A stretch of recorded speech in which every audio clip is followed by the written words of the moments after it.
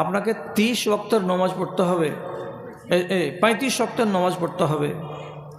আপনি শুধু জুমার দিন এলেন সুন্দর জামা কাপড় গায়ে দিয়ে টুপি লাগিয়ে আতর মাখে, আর বাকিগুলো নামাজ নাই। তাহলে এই মানুষটা দিন ইসলামের সম্মান করে? যদি আপনি বলেন হ্যাঁ করে, এটাই সম্মান, আপনি বাঁচেন এইভাবে, আমার করার কিছু নেই, বলার কিছু নেই। মুসলমানের দিকে যদি তাকাই, আল্লাহ তুমি আমাকে মাপ দাও, আর এই দেওতলা গ্রামের আর এলাকার লোক আমাকে মাপ দিক।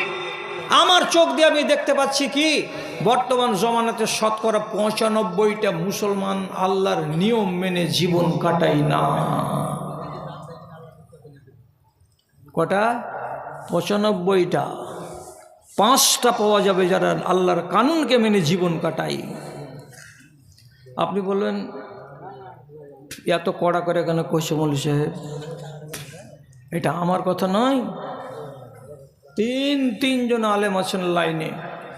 আমি এই আলেমগুলোকে সাক্ষী করে আব্দুল্লাহ বিন উমর রাদিয়াল্লাহু তাআলা আনহুর একটা হাদিস বলছি, আল্লাহর ওয়াস্তে কান পেতে কথাটাকে শুনুন, তারপরে মিলান। যদি মিলে যায় তাহলে আমার কথা ঠিক আছে, আর না যদি মিলে তো আমি কথা আমার ফিরিয়ে নিব। তিনি কি বলছেন? লাইয়াতিয়ান্না আলান্নাসি জামানুন ইয়াখরুজুনা মিন সলাতিল ফাজরে ওয়ালাইসা ফীহিম মুমিনুন। ও মানুষেরা, সাংঘাতিক কথা তিনি বলে গেছেন। ও দুনিয়ার লোকেরা, খবরটা শোনো, কথাটা শোনো। মানুষের সামনে কিছুদিন পরে একটা দিন আসবে, একটা সময় আসবে, যেই সময় দেখতে পাবে ফজরের টাইমে 50টা লোক মসজিদে নামাজ পড়লো, আর নামাজ পড়ার পরে বাইরে এলো, কয়েকটা বারান্দাতে আছে, কয়েকটা বাইরে জুতা পড়ছে, আর কিছু লোক বাইরে দাঁড়িয়ে আছে মসজিদের।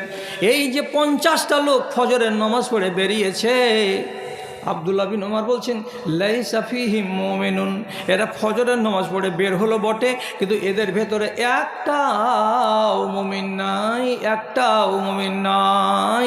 এরা সবাই মুসলমান, সবাই মুসলমান, এরা কেউ মুমিন নয়।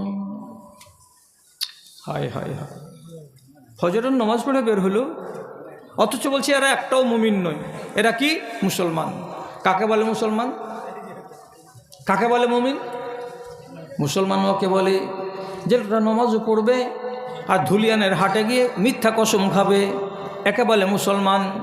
যে লোকটা হজও করবে আর সুদের ব্যবসা চালাবে বাড়ি এসে, এই লোকটাকে বলা হয় মুসলমান। যে লোকটা নামাজ রোজা হজ জাকাত সবই করবে, আর যদি জাকাতের কথা বলা যায় তো শুধু 5 দিনটাকে চুলকাবে, এই লোকটাকে বলা হয় মুসলমান। যেই লোকটা দিনেরও কাজ করবে আর বদদিনীও চালিয়ে যাবে, একই সাথে দুটোই কাজ যারা চালিয়ে যাবে তারাকে বলা হয় মুসলমান। ওনাকে জিজ্ঞেস করা হলো 50টা লোকের কেউ নমাজি, এই যতটি নমাজি কেউ মুমিন নয় কেন? তখন তিনি বুঝালেন কি করে, এই লোকটিকে পোস্টমর্টম করো, এই 50টা লোকের ভেতরে খোঁজ করে ভালো করে দেখো, 10টা লোক এমন পাবে যে 10টা লোক নিয়ম মাফিক তারা নমাজ পড়ে না। আজকে কোন চক্করে ফজরের টাইমে চলে এসেছে, অথচ ওরা 5 ওয়াক্তের নমাজি নয়। যারা 5 ওয়াক্তের নমাজি নয় তারা মুমিন নয়। 50টার ভিতরে কটা পাওয়া গেল? 10টা। তাহলে এই 10টা মুমিন নয়। বাকি 40টাকে খুঁজেন। যে এদের ভেতরে 40টা লোকের উপরে মূল্যায়ন করে দেখতে পেলাম, কি দেখা গেল? এই 10টা লোক এমন পাওয়া গেল যে 10টা লোক তারা নিজের ফসলের ওসর বের করে না, অথবা তাদের টাকার জাকাত এরা বের করে না, কিংবা সোনা চাঁদি বাড়িতে আছে তার এরা জাকাত বের করে না। যারা জাকাত দিবে না তারা হলো মুসলমান, তারা মুমিন নয়। কটা পেলেন? 10টা বেরিয়ে গেল। কতটি মাস হলো? 30টা। এই 30টার উপরে মূল্যায়ন করো, এরা কি আছে? যে এই 30টা লোকের ভেতরে ভালো করে খোঁজ করে দেখো, এই 30টা লোকের ভেতরে 10 জন লোক কেমন পাওয়া যাবে, যারা কেউ খৈনি খায়, যারা কেউ বিড়ি খায়, যারা কেউ তিরাঙ্গা খায়, যারা কেউ গুটকা খায়, যারা কেউ মদ পান করে। তো তাহলে 10টা লোক যদি মদ খাওয়া, তিরাঙ্গা খোর, গুটকা খোর, খৈনি খোর যদি পাওয়া যায়, এগুলো হলো হারাম জিনিস। তো হারাম যারা সেবন করে তারা মুমিন নয়। তাহলে এই 10টা লোক বাদ চলে গেল এই হারাম জিনিস সেবন করার কারণে। তাহলে এই 10টাকে বাদ দিতে গেলে বাঁচলো কয়টা, তো 20টা। আবার মূল্যায়ন করতে গেলাম, মূল্যায়ন করতে করতে দেখা গেল এই যে 20টা লোক বেঁচেছে এদের ভেতরে খোঁজ নিয়ে নিয়ে দেখা গেল কি, তো 20টা ছেলে 10টা ছেলে এমন আছে যারা বিয়ে করবার কালে এরা শ্বশুরের কাছ থেকে টাকা নিয়ে বিয়ে করেছে, বিনা পণে বিয়ে করেনি। তাহলে হারাম টাকা নিয়ে যারা আজকে বেঁচে আছে আর ফজরের নামাজ পড়তে এসেছে, এই মানুষগুলো কিন্তু মুসলমান, এরা মুমিন মুসলমান নয়।